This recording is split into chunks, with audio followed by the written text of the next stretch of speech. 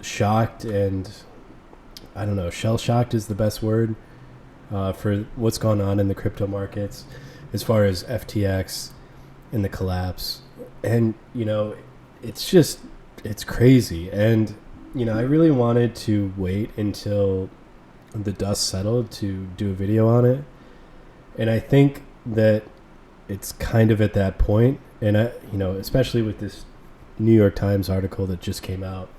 I'll talk about that in a little bit. But, first I just want to say, fuck this guy right here. Fuck Sam Bankman-Fried. He's our generation's Bernie Madoff. He defrauded a bunch of, average everyday people and very powerful people too, and ruined a lot of lives. Real people, real human beings with real families. A lot of people had, a significant portion of their net worth on his exchange, and they felt a false sense of security because, you go on to, if you search FTX, you see this guy out with regulators, supposedly if you're on FTX US, it's a highly regulated exchange. And as we find out later, it's all bullshit. It's all fraud, right? To get past the regulators, to cook the books. But we'll get into that more later. I just wanted to clear the air on that. Now, I don't have any remarks prepared, and I don't, it's just free flow of consciousness. But, it's something I've been paying attention to basically every day since this happened last week. I'm actually a Chicago resident. I was at a Bears game the Sunday before, and I remember reading about everything on Twitter and, spend a decent chunk of money on the Bears tickets and, wasn't able to enjoy the game because I had money on FTX US, and I was starting to get concerned, to say the least. Now, this is one of the situations where, I personally know a lot of people who lost a lot of money on this whole situation. And I myself also almost lost a lot of money. I had a significant amount of money on FTX US, and I was able to withdraw it in time. I actually left work early Tuesday last week to do that, basically in a state of panic almost, really thinking that I was fucked, thinking I was totally wrecked. But luckily, I was able to get it out. But, a lot of people weren't that lucky. A lot of people had significantly more capital there than I did and didn't get the withdrawal. I mean, it's just the way it is. But my heart goes out to him, and, it could have been me as well. So I don't want to forget that. Now, I don't think it's really appropriate to dive into, counterparty risk and all of that and lecture people on the merits of counterparty risk. People who are involved in this scenario are going to understand counterparty risk on a very visceral and deep level after this whole debacle, so they don't need me to lecture them. But of course, that is important information as well. So really, this article, it doesn't talk about actually what happened. It doesn't talk about the fraud. It doesn't talk about the conditions that led to Sam Bankman-Fried, basically creating a Ponzi scheme out of FTX. It's a really strange article, and we'll get back into that later. But first, I just want to talk about, how this started, where the problems went wrong, and just kind of lay out the situation. So it's not clear at what point FTX and its sister company Alameda started commingling funds. That, is something that's probably going to come up in the discovery. Obviously, that's where the fraud started. FTX started taking loans in the form of customer deposits from FTX and issuing that to Alameda. Now, what they did, and to make this a Ponzi scheme, was they would sell Alameda their native token, FTT, that they create and they control the supply, they would sell that to Alameda at a cheap discount, right, far below market rate, in exchange for Alameda taking out loans from FTX in the form of customer deposits and collateralizing those loans with FTT. So that's really where the Ponzi starts, and that's the structure of the Ponzi. Now, where things got really bad, I think, personally, they may have been committing fraud before this date, but I think things started to spiral out of control in June of this year. I think Alameda Research was deeply invested in the Lunaterra protocol, and I think they got blown out on Lunaterra, along with many others. Now, one argument that would point to the fraud going on before June would be the fact that, a lot of people ask the question, why couldn't Sam just let Alameda collapse? Well, the one reason why they wouldn't be able to do that, and this is difficult to prove, but if Alameda had a significant supply of FTT on their balance sheet, then Sam could not let Alameda collapse, because if Alameda collapsed and they control a controlling supply of FTT, then the token that's used to prop up the rest of the investments, that the rest of the Ponzi, also collapses. So the moment that Alameda got issued that controlling stake of the FTT supply is the moment where the Ponzi got solidified, right? There's no going back from that point. And it's not clear when that point was. But it is clear that things started to unravel after June when they got blown out in the Lunaterra situation.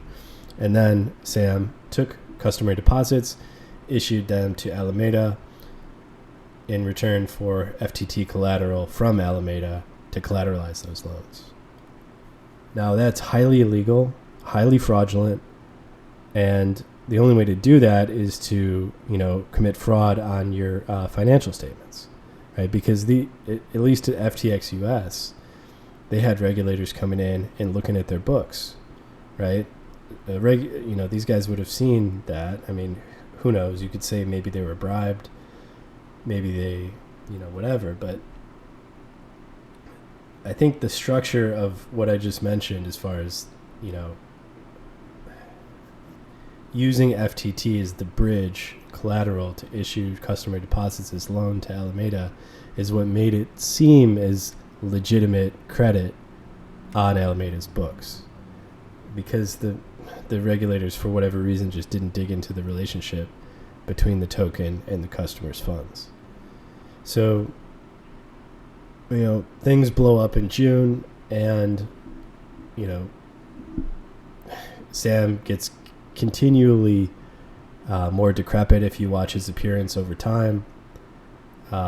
He looks to look more and more like a goblin or some demon, right? And so he's obviously upping his stimulant prescription, and things are getting bad right over there, and they're continuing to double down on this fraud.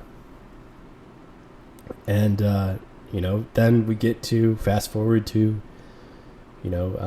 early November 6th, I think it was. You have basically CZ, the CEO of Binance, coming out and saying that he due to recent revelations, which means he must have looked at the FTX's balance sheet, that he cannot he's going to dump all his FTT tokens, but he wants to do it in a way that reduces market impact. Now, who knows how true that is, but that caused investors to start really, really, really putting on the sell pressure on FTT. And what was the nail in the coffin was when Sam Bankman-Fried came out and said that he was in talks with Binance to acquire FTX, and that Binance itself signed a letter of intent towards that effect. Now, what that did was announce that FTX was insolvent, right? If anybody had any doubt, that was what put the nail in the coffin. And that was what spooked me. That was the final thing that spooked me. Once I saw that, I knew for a fact they were insolvent, and I literally left work and ran home and, withdrew my funds off of FTX US. Despite people saying that FTX US and FTX were two separate entities, I knew that on some level I knew they were commingling funds. I just didn't, I wasn't sure if I was going to be able to get the withdrawal off.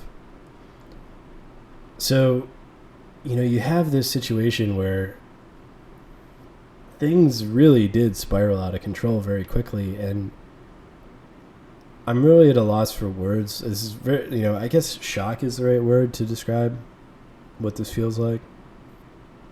But I do want to hammer home the idea that, a lot of really smart people, a lot of good people, a lot of honest people, were affected by this. And, they should make an example out of this guy. I mean, you can't ruin lives like that. You can't. It would be one thing if, it was some startup investment and, the startup just didn't work, right? Startups don't work all the time. But this is fraud on a monumental scale we haven't really seen since Bernie Madoff. I mean, even Lunaterra wasn't a fraud like this. Lunaterra was a bad system. It was a system that didn't, cryptographic system that didn't work.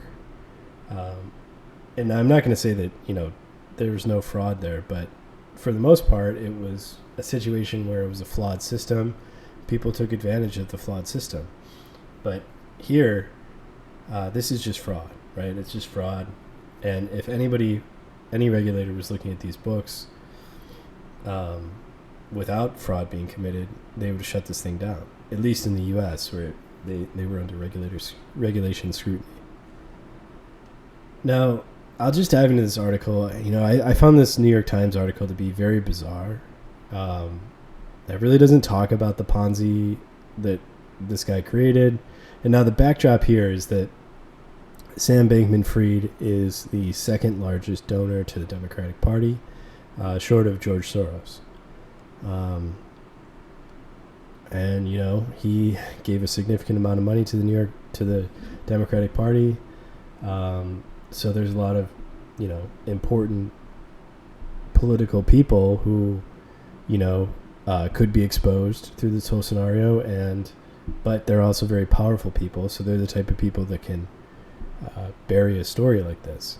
And the best way to bury a story is to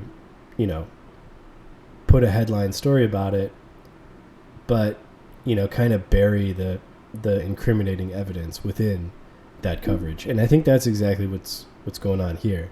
So I'll just go through it. In less than a week, the cryptocurrency billionaire Sam Bankman-Fried went from an industry leader to industry villain, lost most of his fortune, saw a $32 billion company plunge into bankruptcy, and became the target of investigations by the SEC and Justice Department. But in a wide-ranging interview on Sunday that stretched past midnight, he sounded surprisingly calm. You would have thought that I'd be getting no sleep right now, and instead I'm getting I'm getting some, he said. It could be worse. No remorse. This guy, classic psychopath, caused mass destruction in people's lives, and, not a shred of remorse. It's classic, I think the word is sociopathy. But yeah, it just obviously a deranged individual. The empire built by Mr. Bankman-Fried, who was once compared to titans of finance like John Piermont Morgan and Warren Buffett, collapsed last week after a run on deposits left his crypto exchange, FTX, with an $8 billion shortfall, forcing the firm to file for bankruptcy. The damage has rippled across the industry, destabilizing other crypto companies, sowing widespread distrust of the technology. Besides Twitter posts, messages to employees, and occasional texts to reporters, Bankman-Fried, 30, has said little publicly over the last week. In the interview, he voiced numerous regrets over the collapse of FTX, but he would offer only limited details about the central questions swirling around him. whether FTX improperly used billions of dollars of customer funds to prop up a trading firm that he also founded, Alameda Research. The Justice Department and the SEC are examining that relationship. Alameda had accumulated a large margin position on FTX, essentially meaning that it borrowed funds from the exchange, Mr. Bankman-Fried said. It was substantially larger than I thought it was, he said. And in fact, the downside risk was very significant. He said the size of the position was in the billions of dollars, but declined to provide further details. Mr. Bankman-Fried did, however, agree with critics in the crypto community who said he had expanded his business interests too quickly across the wide swath of industry. He said his other commitments had led to missed signs that FTX was running into trouble. Had I been a bit more concentrated on what I was doing, I would have been able to be more thorough, he said. That would have allowed me to catch what was going on the risk side. I mean, this is ridiculous. Like, this coverage is crazy. Anyway, Mr. Bankman-Fried, who is based in the Bahamas, declined to comment on his current situation, citing safety concerns. Lawyers for FTX and Mr. Bankman-Fried did not respond to requests for comments. Mr. Bankman-Fried's fall has stunned the crypto world, but in recent months, warning signs had emerged that his business empire was in peril and his ambitions exceeded his grasp, according to interviews with 9 of his colleagues and business partners, as well as internal messages obtained by the New York Times. Now, one thing we found out about Mr. Bankman-Fried over the last week is that when he bailed out a lot of companies after the Luna Terra collapse, what he did was as part of the agreement, to provide liquidity, he made a binding provision in that agreement that they keep their treasuries on FTX. So he knew that this was a Ponzi, right? He's issuing them credit in the form of customer deposits in return for them keeping their treasury on FTX, which then he would rehypothecate and issue to other people in return for their deposits, which he would then rehypothecate to other businesses. It's a classic Ponzi, but not everybody understands what a Ponzi scheme is, right? So as he embarked on a buying spree this year, investing in beleaguered crypto companies, he wasn't sharing information with key staff. When he was told he was overextended and was encouraged to hire more employees, he resisted the suggestions. And in Washington, he was pushing an ambitious regulatory agenda while speaking critically about Changpeng Zhao, the chief executive of the rival exchange Binance, who eventually mobilized his extensive Twitter following to set off a run on FTX. Despite the billions the venture capital firms put into the company, FTX had none of those outside investors on its board. In the Bahamas, Mr. Bankman-Fried led a sometimes cloistered existence surrounded by a small coterie of colleagues, some of whom were in romantic relationships with other employees, according to 4 people familiar with the matter. So this is, that's crazy too, but right here, despite the billions that venture capital firms put into the company, it's crazy how much money that these investors put into the company without doing due diligence, right? Like someone like Sequoia invested $200 million in FTX. Sequoia's, is high class investors you get. They're like BlackRock and people like that. They didn't even look at it's just embarrassing that, nobody was on the board. Nobody was looking at the books, at least nobody who was investing. It's just like the fact that it gets this big without anybody doing their due diligence is crazy. It goes back to the fact that, you look on Fortune magazine and Sam's got his face on Fortune magazine, and he's sat right next to Bill Clinton on stage, and he's friends with Tom Brady and all of these things, right? He gives money to politicians. It gives the air of legitimacy, but the legitimacy is in the financial structure of the company itself, right? And that's what people aren't looking at. That's what they need to do. If they're investing other people's money, they have a fiduciary responsibility to do that. Anyway, this is crazy that, that some of them were in romantic relationships with each other. He and his top lieutenants lived in a penthouse together in Albany, 600-acre oceanside resort on the island of New Providence in the Bahamas. Asked whether he was overly dependent on that small group, Mr. Bankman-Fried said his circle of close colleagues numbered about 15. Realistically speaking, I don't think anyone can maintain close contact and close communications with more than 15 people, he said. The relationship between Alameda and FTX was the root of Mr. Bankman-Fried's downfall.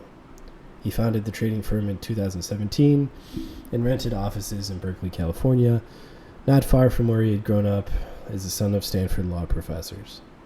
Soon the company made millions of dollars exploiting inefficiencies in the Bitcoin market.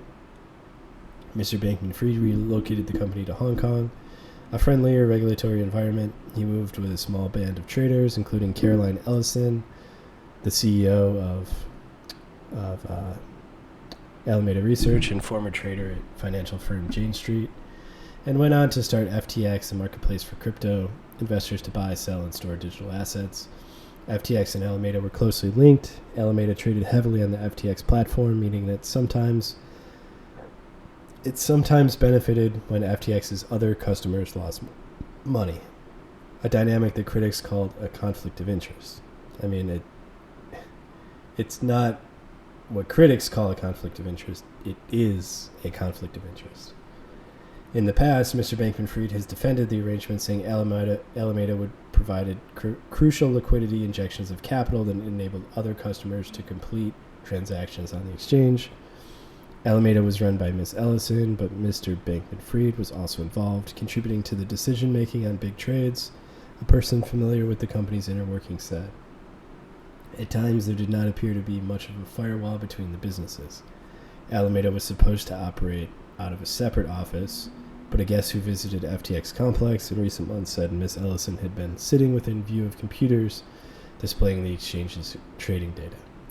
So they were taking exchange order. Not only were they rehypothecating customers' funds from FTX's and using that to loan it out to other risky businesses, but they were also taking the customers' exchange data and directly trading against the customers whose balances they were rehypothecating anyway. Now, just simply trading against your own customers' trading data is highly illegal. And, anybody who gets caught doing that will go to jail, right? Just without even rehypothecating deposits. In addition to Mr. Bankman-Fried and Ms. Ellison, the circle of executives running the crypto operation in the Bahamas included Nishad Singh, FTX's director of engineering, Gary Wang, the exchange's chief technology officer, and Ramneek Arora, the head of product. Mr. Bankman-Fried moved to the Bahamas in 2021, drawn by a regulatory setup that allowed him to offer risky trading options that weren't legal in the United States. On the exchange, investors could borrow money and make big bets on the future value of cryptocurrencies. He lived in a 5-bedroom penthouse in the Albany Resort's Orchid Building with Miss Ellison, Mr. Singh, Mr. Wang, and 6 others. Mr. Bankman-Fried and Miss Ellison were at times romantically involved, 2 people said. Mr. Bankman-Fried said he and Miss Ellison were no longer in a romantic relationship, but declined to comment further. Miss Ellison did not respond to a request for comment. Many of the details of the relationship among FTX's leadership team were previously reported in the crypto publication CoinDesk. Mr. Bankman-Fried's circle of colleagues was bound by a commitment to effective altruism. A charitable movement urges adherents to give away their wealth in efficient and logical ways. I mean, it's just so ridiculous, right? I mean, the proponent of effective altruism is stealing everybody's money to build up a Ponzi scheme, to give money, to hide money in offshore shell accounts all across the world. And when I say that, what I mean by that is, if you look at FTX's bankruptcy filing, they list entities in the bankruptcy filing that aren't directly owned and controlled by FTX. And those are likely shell companies for FTX that FTX and Alameda used funneled money through these shell companies to effectively launder stolen customers' funds, right? So despite everything right now where it looks like, oh, all the money's gone, I don't, the money went somewhere, right? I mean, I'm sure they lost a lot of money on trades, but there's a lot of money being laundered and flowing through these, these different shell companies. One interesting investor in FTX is the country of Ukraine. Now, the Democratic Party made significant donations to Ukraine, right, in the form of aid, war aid, and hundreds of billions of dollars. Ukraine made significant investments in FTX and used FTX as their exchange of choice, effectively laundering money for the Democratic Party, right? So the Democratic Party gives the Democratic Party gives Ukraine hundreds of billions of dollars. Ukraine launders some of those billions through FTX, and in turn, FTX and Sam Bankman-Fried give money to Democrats to fill their campaign war chests. So you see how this money laundering operation works. It honestly, it's insane. I honestly can't believe that we're right here, right now in this moment, talking about this, and this is really happening. I mean, in my mind, it's like an Epstein level scandal, right? It's that crazy. And it goes on. The article goes on to say that FTX only has a 300-person staff, much smaller than Binance and Coinbase. Even as he kept hiring down, Mr. Bankman-Fried built an ambitious philanthropic operation, invested in dozens of other crypto companies, bought stock in the trading firm Robinhood, donated to political campaigns, gave media interviews, and offered Elon Musk billions of dollars to help finance the mogul's Twitter takeover. Mr. Bankman-Fried said he wished we'd bitten off a lot less. The venture stuff was probably not really worth it given the attention that it took, he said, referring to his investments in other companies. Remember, he was using them to finance his Ponzi, right? He would give them rehypothecated customers' deposits in the form of loans to acquire the companies and keep them, quote unquote, provide liquidity under the understanding that they would keep their company treasury in FTX's balances so that FTX could use that and rehypothecate it on to acquire other companies, and to also issue loans to Alameda to keep them solvent, because remember, everything is based off Alameda as the core pillar of the Ponzi. Perhaps Mr. Bankman's most ambitious aim was to shape crypto regulation in Washington, where he testified to Congress and met with regulators. Now, what's crazy about this is there's a bill that Sam Bankman-Fried passed, or tried to get passed through the legislature, to make DeFi illegal. And it looks like that bill is going to go through. So this is after all of these revelations, right? So Democrats are using this blood money to push through a bill to outlaw DeFi that would solve the very problem that these central entities and Ponzi schemes create. It's really insane. Anyway, let's scroll down. Attacking Mr. Zhao was not a good strategic move on my part, Mr. Bankman-Fried said on Sunday. I was pretty frustrated at a lot of what I saw happening, but I should have understood that it was not a good decision of me to express that. A former investor in FTX, Mr. Zhao, still owned a large amount of FTT, a cryptocurrency that FTX invented, keyword invented, and controlled the supply to facilitate trading on its platform. On November 6, Mr. Zhao announced on Twitter that he was selling the FTT, spooking customers who rushed to withdraw their FTX deposits. Now, really what happened there was that the whole Ponzi was being propped up by FTT. So when FTT collapsed from $25 a coin to $2 a coin, the losses on Alameda's balance sheet must have been insane. Personally, I think they were defending the 22 level with extreme leverage, and they probably went total degen and got blown out. And then, of course, withdrawing the FTX deposits doesn't help. We won't pretend to make love after divorce, Mr. Zhao wrote on Twitter. We won't support people who lobby against other industry players behind their backs.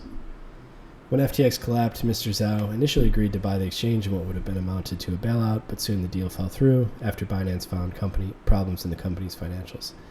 That's to say the least, right? We've already kind of gone through all that.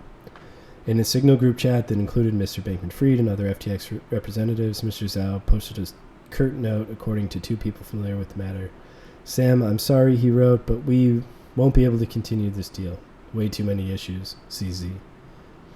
Mr. Bankman-Fried scrambled to line up new financing. "I shouldn't throw stones in a glass house, so I'll hold back a bit," he said in a message to employees obtained by the Times. Except to say, probably they never really planned to go through with the deal. Meanwhile, with Alameda employees on Wednesday, Ms. Ellison explained what had caused the collapse, according to a person familiar with the matter. Her voice shaking, she apologized, saying that she had let the group down. Over recent months, she said Alameda had taken out loans and used the money to make venture capital investments, among other expenditures. Around the time the crypto market crashed this spring, Ms. Ellison explained lenders moved to recall these loans, the person familiar with the meeting said. But the funds that Alameda had spent were no longer easily available, so the company had used FTX customer funds to make the payments. Besides her and Mr. Bankman-Fried, she said, two other people knew about this arrangement, Mr. Singh and Mr. Wang. Again, this kind of goes back to what we were talking about, how like the Luna Terra meltdown kind of, was the catalyst that kind of sparked this whole unraveling, so to speak. And it goes on to say that the exchange lent as much as $10 billion to Alameda. Remember, this is $10 billion in customer deposits. $10 billion that were stolen from normal, everyday people, even some very powerful people too, of course. And as FTX crumbled, Mr. Bankman-Fried has been working constructively with regulators, bankruptcy officials, and the company to try to do what's best for the consumer, he said on Sunday. His management of FTX is now the subject of inquiry by federal prosecutors in New York, who have begun contacting several witnesses, according to a person familiar with the matter. Others associated with FTX have started reaching out to lawyers for potential representation, since several people briefed on the matter. FTX is being represented in the investigations and the bankruptcy by the law firm Sullivan and Cromwell, while lawyers from Paul Weiss are representing Mr. Bankman-Fried. In the interview, Mr. Bankman-Fried declined to discuss the prospect of prison time. "People can say all the mean things they want about me online," he said. "In the end, what's going to matter to me is what I've done and what I can do." I mean, that is pretty clear denial if I've ever seen it. I really don't know what else to describe that as. He also found other ways to occupy his time in recent days, playing video games, storybook brawl. Though less than he usually does, he said. "It helps me unwind a bit," he said. "It clears my mind." Shortly before the interview, Mr. Bankman-Fried had posted a cryptic tweet, the word "what?" Then he tweeted the letter H. Asked to explain, Mr. Bankman-Fried said he planned to post the letter A and then the letter P. "It's going to be more than one word," he said. "I'm making it up as I go." So he's planning to a series of cryptic tweets, something like that. But why? "I don't know," he said. "I'm improvising. I think it's time." Now, what he ended up tweeting at the end of that was, "What happened?" I mean, maybe preparing a case for insanity? I don't know. But, what I find really shocking about this article is that it doesn't go into his ties with the Democratic Party. It doesn't talk about the money laundering. It doesn't talk about the shell companies. It doesn't talk about the fraud and the theft. It's almost apologetic in a way. In the way that somebody who took money from Sam would write an article. And personally, I find that, really, really fucked up and concerning, right? Because it affects his ability to be brought to justice, right? If you have powerful politicians who are going to step in and intervene to cover their own asses, then, there will never be the justice that justice demands for this situation. And there should be justice. I mean, it's no petty amount of money that we're talking about here. So now, what effect does this have on the crypto market as a whole? Now, if you have listened this far, thanks for coming the distance with me.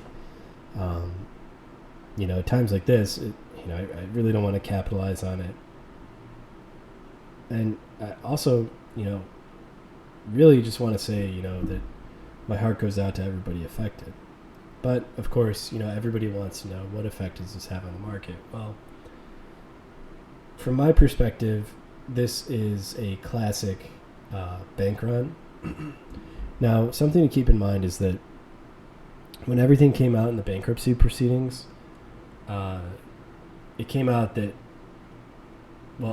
first of all, they took $10 billion in customer deposits, right, and stole that. Now, the $10 billion was comprised of a lot of different assets, right? They even sold stocks on FTX, but also, of course, stable coins and altcoins. And of that $10 billion, only $1.4 billion was comprised of Bitcoin. But still, at $1.4 billion of Bitcoin obligations, and they held 0 Bitcoin, right? So what that essentially is essentially a $1.4 billion short position on Bitcoin, right? If you think about what a short position is, you're taking, Bitcoin that you don't have or you don't own, and you're buying it on leverage in the form of a loan. So you take out a loan to buy it. In this form, the loan is customer deposits, right? Who bought Bitcoin with their funds, but then FTX doesn't actually hold the Bitcoin. So it's essentially a $1.4 billion Bitcoin short position. And we're seeing it getting, we're seeing how that plays out, right? And what's happening with that is that a lot of people have lost their claims to Bitcoin, right? In the tune of $1.4 billion. And again, this could have been me. I had Bitcoin on FTX. It could have been me as well. Of course, I also had Bitcoin on different exchanges and in hardware wallets. I try to spread my risk around. And again, somebody may say you got to go all in on one hardware wallet. I tend to be of the perspective that, you want to have multiple hardware wallets in multiple locations. Some of the custodians and exchanges that are highly regulated and are, custodians for people like BlackRock and things like that. Obviously those are relatively safe as well. But again, the idea is that, you don't concentrate your risk in one area, right? Because none of these are backstopped, right? If you lose your private keys in your hardware wallet, nobody's going to bail you out, right? If the custodian you use is going to, if they go out of business, nobody's going to bail them out, right? That's just the difference between crypto and the fiat world, right? In the fiat world, if you have your money at JP Morgan and JP Morgan runs into, becomes insolvent, they just bail JP Morgan out and replace your, that missing funds with newly printed funds. So that's just the nature of the crypto market. So, with that in mind, you never want to have any counterparty risk that's too significant with any particular brokerage. That goes without saying. I know I'm speaking to the choir now, but anyway, getting back to the market, what this has had, the effect this has had on the market is that it's caused a lot of people to, either capitulate and, sell any crypto they have into fiat and leave the market, or capitulate but withdraw their coins from exchanges. And those are two important distinctions, right?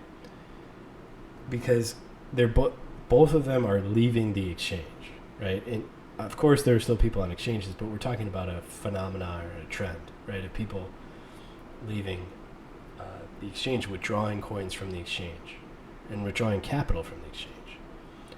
Now when people capitulate and withdraw their coins from, say they're holding their coins on Coinbase, and they're afraid of, they're just done with crypto, right? So they sell any coins they have into fiat and then withdraw to their bank account, right? That's a different type of capitulation, because that's true capitulation, right? Because it's different than if people just, sell Bitcoin at the lows into stable coins. Because if they sell into stable coins, it's still sidelined capital to some extent. But the act of capitulating not only just to stable coins, but into fiat and then withdrawing it into the fiat banking system is just another step of capitulation, right? It's less likely that capital is going to flow back into the market, as opposed to if it's just stable coins sitting on the sidelines. So that is a very positive development if you're looking at capitulation, right? I've talked about realized losses pretty dramatically. There were significant realized losses in crypto on June 2022, and I haven't looked at the metrics recently, but I would imagine that it's even extremely more significant right now, which is good if you're trading capitulation and you know what that means. Now, the other aspect I want to talk about is the fact that people are who aren't capitulating but still want to have crypto exposure. A lot of them are taking their coins off the exchange and putting them into cold storage. Now, the significant effect that has is, it makes Bitcoin way harder to rehypothecate, right? So if you have exchanges, now obviously regulated exchanges aren't doing this, right? Like your Coinbase, your Kraken, Gemini, like these highly regulated U.S. exchanges, they're not rehypothecating funds, but you got to remember there's hundreds of Bitcoin exchanges or crypto exchanges that aren't regulated, and a lot of them could be selling Bitcoin that they don't have, right? And a lot of those are the ones that are getting bank ran on. So people are withdrawing from these fly-by-night exchanges. And if they're selling Bitcoin IOUs that they don't have, right, and they don't actually have the Bitcoin, well, in order to process the withdrawal on the Bitcoin, they have to buy Bitcoin, right? That's the only way you can do it, right? If you get $1 billion in withdrawal requests and you only have $500 million of Bitcoin, the only way to process all those withdrawal requests is to buy $500 million more worth of Bitcoin. So this is really, a scenario that is a great thing actually to happen for the crypto space, right? To cut out all this bullshit and rehypothecation of Bitcoin. Now, I wish it didn't have to happen this way. It's a fucking shame that it had to happen this way. But it is, if people want to get some good out of it, it is a good scenario in returning Bitcoin to its root, 21 million, right? So there's less Bitcoin IOUs floating around out there, and rehypothecation. And what that does is, these cryptocurrencies these exchanges have to buy Bitcoin to process withdrawals, is it creates a supply shock. You're creating the scenario where you could have a supply shock, right? Now, obviously, we don't have the demand catalyst right now, right? Because people are capitulating, right? People are, selling more than they're buying. But the underlying dynamic in the market is that it's creating this supply shock condition where, you're returning the Bitcoin, 21 million Bitcoin, right? And all the market needs is some type of demand catalyst to really create an aggressive rally.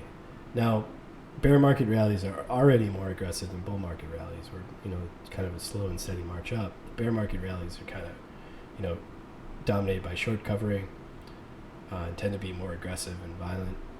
But when you add in this scenario of a supply shock, I would not be surprised to see extreme volatility in the market going forward. I know that's kind of contrary to what people think, and of course we could see sort of a slow bleed. it sort of kind of hinges on that demand catalyst, right? If you have a demand catalyst step in, like a Fed pivot or some major narrative driving event, the demand would peak into this extremely supply constrained scenario we talked about with the Bitcoin flowing to cold storage. Now, it doesn't mean that it would necessarily be the start of a new bull market, but if that demand catalyst hits, it'll hit into a supply shock scenario and probably cause extreme volatility, right? And that volatility probably is not the beginning of the next bull market. It's probably a bear market rally, and probably going to catch a lot of people off guard, no matter what their bias is, right? Depending on how far the volatility goes, right? Something to keep in mind: volatility is a trader's best friend, but if volatility expands beyond what we're used to, then it can be, a trader's worst friend, depending on your risk management and how tight it is, right?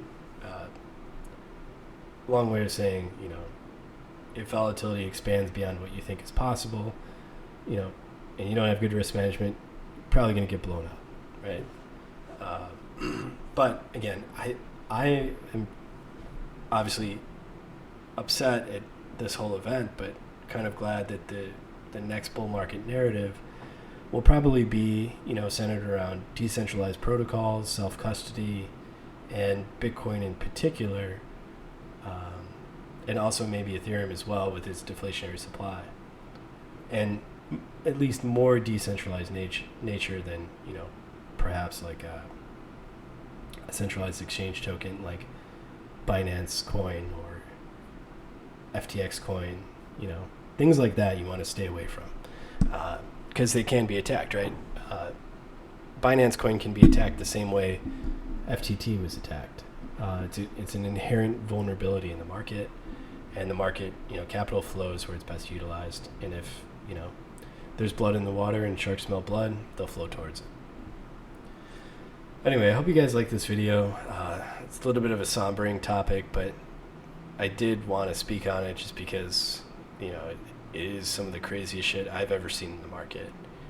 And I hope that we're able to pull some good out of it.